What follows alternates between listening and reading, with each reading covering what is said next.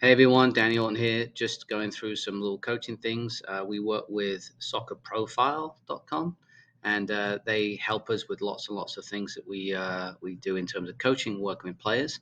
I thought it might be useful to throw something out there that we work on with our teams on occasion, several occasions, but also the idea of if you've got a big group, let's say 30 plus players, how might you manage that and what types of things can you do? And we've always liked the David Williams approach to the Manchester United Academy a long time ago, and the 4v4 model. And within the 4v4 model, you can talk about some themes, and here's a couple of ideas. So here's this first grid. By the way, there's 8 players here, and 8 players there, and 8 players there, and 8 players there. So that's 32 players that you can work with almost at once, and you can also include goalkeepers as well for this little activity.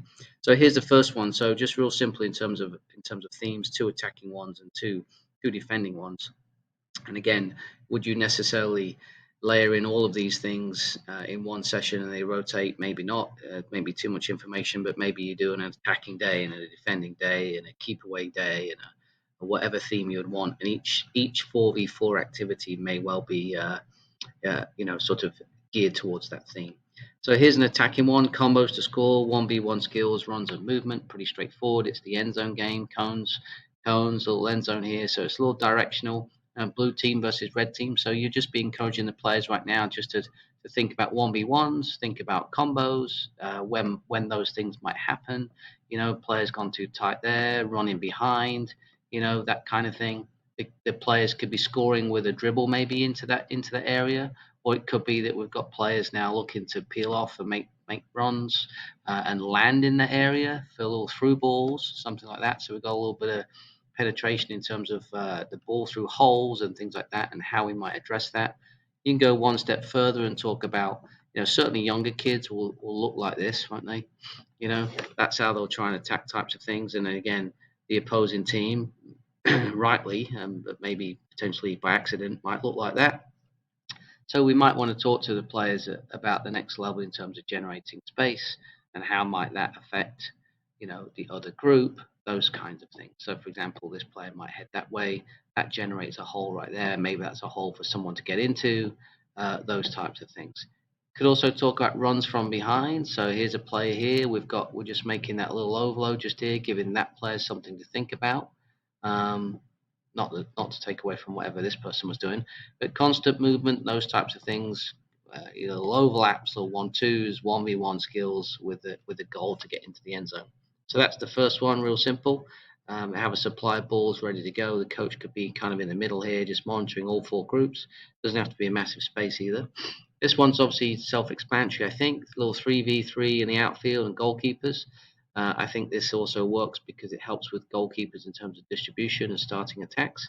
So again, it's just 3v3 to goal. So you're adding the combos and the movement here to having that right mentality for shooting and striking and finding little windows of space, little 1v1 skill and a shot. Goalkeepers are obviously getting reps, those types of things. We're also then potentially looking at players that might get into those types of spots here, and maybe players now centre forwards guessing on that little hole there or guessing on that hole there. So you've got that centre forward finishing type of thing. We would probably say to the players at this point that the closer and closer you get to the goal, the fewer and few touches you would likely have. Obviously, if you're in the 6-yard box, you're not going to have 4 touches to score, but most likely the best players find a way to sort their feet out and get a shot away with 1 touch. So those types of things in the attacking one. These two get a little bit more in depth in terms of the defending side of things. So it could be that you stick a line down the middle of this one. So I called it shift and cover. So if I was to make a line here, I'll try and make a line. We're not going to be able to do that very well.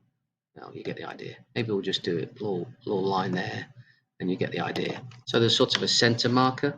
So it's sort of shift and cover. So right now it's a 4-goal game, or 2 goals per team. The yellow team are attacking this way, trying to score in this goal here, trying to score in that goal there. So right now, if you were the yellow team and you're sort of facing this way, you would expect that the purple team may well be in that type of a position right there. And we can see this midpoint here. And obviously this translates to the bigger field quite nicely.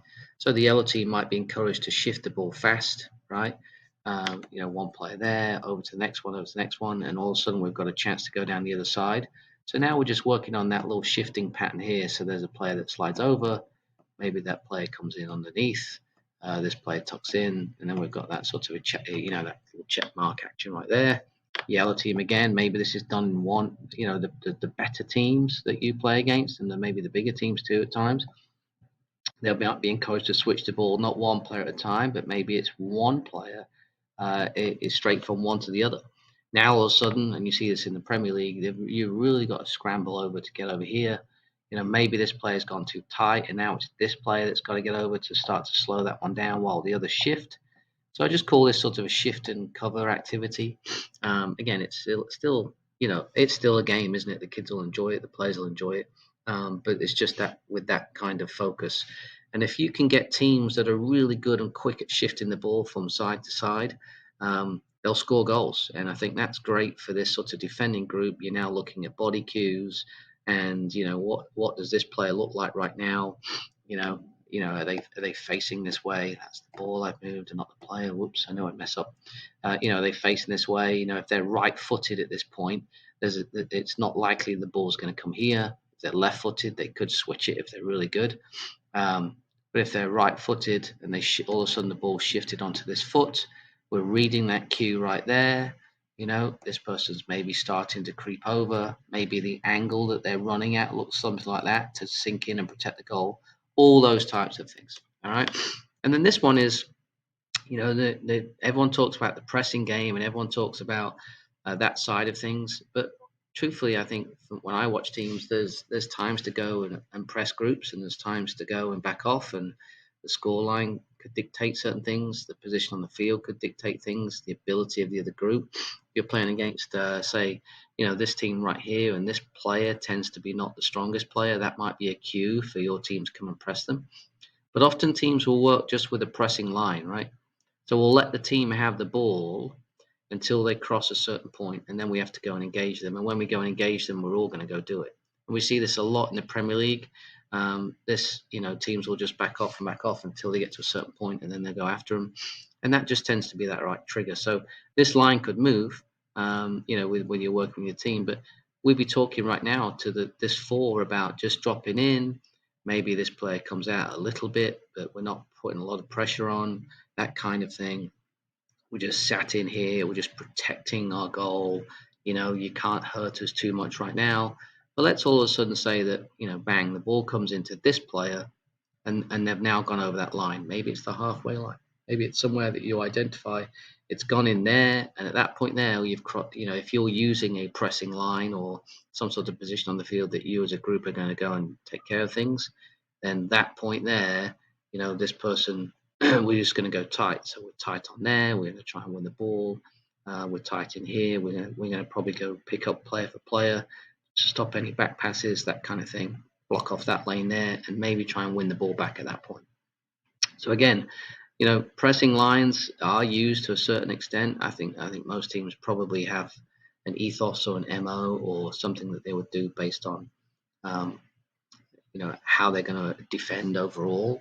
But pressing lines are certainly part of it. I think a lot of it comes down to other factors as well, pressing from the front and whatever else. But just to enable the players to talk about when to go and step and try and win it and when to not, and you can talk about the attributes within that line concept. So there we go. There's 4 little ideas. There are a million of these things that you can build into a training session that are relatively easy to administer in terms of setup and logistics.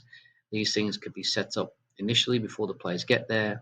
Arrival activities, explanation of each grid, quick demo, and then rotate. Maybe you've got 10 minutes per group inside this space. The other side of things is in terms of playing. Maybe it's 15 minutes with breaks in between. Do you need to play at that point? There's a lot of playing inside of this and teaching inside that 4v4 environment. And overall, outside of sort of 16, 17, once we get older, we can start to bring in 11v11 themes, and you might do that on the board, on the field. But certainly 15, 14s, 13s, 12s, the younger you go, the game is primarily only understood in small pockets, right? and it's ones and twos as they're really young, and it gets to threes and fours maybe as they get a little older, hopefully. But you can talk about a big section of the field here, or an aspect of your group. Here's an attacking group, here's an attacking four. Maybe this is relevant. There's your front three. What might they do to create space? Here's a front three with an attacking centre mid behind. What types of movements might they have? So we've got that relevance to when they play. Here's a back four and how they might shift and slide and protect each other and have a little cover.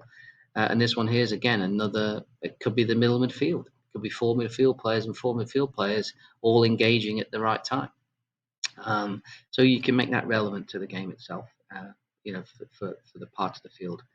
So set up again. Maybe it's 10 minutes. Maybe it's 15 minutes. Maybe you won't necessarily play after this. There's lots of playing. But this could be a good training session, and each one of these things could change. And again, if it was me, I would probably do a theme per day. I wouldn't necessarily switch between defending and attacking each time. I'd maybe do an attacking day and just add in maybe some other combo types of things, maybe some different versions of these games, of these activities, talk within them, teach within them. You as a coach can be centrally located with your staff, jump in, step in, teach however you see fit.